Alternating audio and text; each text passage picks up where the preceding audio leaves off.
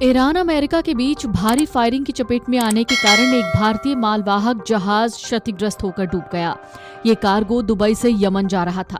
हादसे में खलासी अल्ताफ केर की मौत हो गई, जबकि 17 अन्य को सुरक्षित बचा लिया गया है। दुबई स्थित भारत के वाणिज्य दूतावास ने घटना की पुष्टि करते हुए इस पर दुख जताया। कहा जा रहा है रात करीब 1 बजे जहाज जब होर्मुज स्ट्रेट से गुजर रहा था, तभी ईरानी और अमेरिकी नौसेना के बीच अचानक भारी फायरिंग शुरू हो गई। गोलीबारी में जहाज को भारी नुकसान पहुंचा और वो डूबने लगा। हमले के वक्त अल्ताफ केर जहाज के इंजन रूम के पास थे। बचाए गए खलासी शुक्रवार शाम दुबई पोर्ट पहुंचे और वहां उन्होंने हादसे से जुड़ा एक वीडियो भी जारी किया।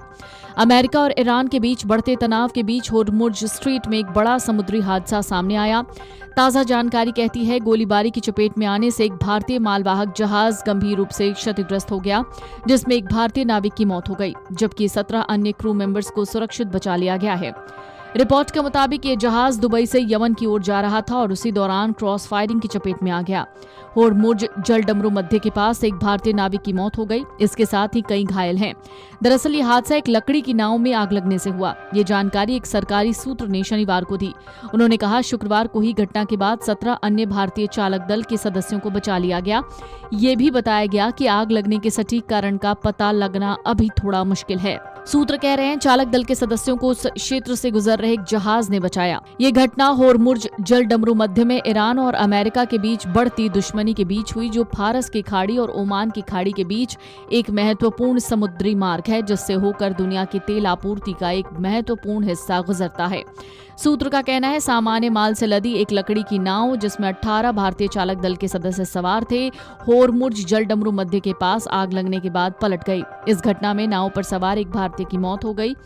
मृतक नाविक की पहचान अल्ताफ के रूप में हुई है। वो गुजरात के द्वारका जिले के जाम सलाया कस्बे के निवासी थे।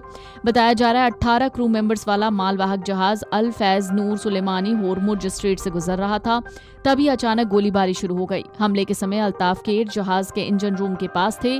गोलीबारी में जहाजों को भारी नुकसान पहुंचा और वो धीरे धीरे डूबने लगा। दुबई स्थित भारतीय वाणिज्य दूतावास ने घटना पर गहरा दुख जताया। दूतावास ने सोशल मीडिया प्लेटफॉर्म पर जारी बयान में कहा समुद्र में हुई इस दुर्भाग्यपूर्ण घटना में एक भारतीय क्रू सदस्य की मौत की खबर बेहद दुखद है।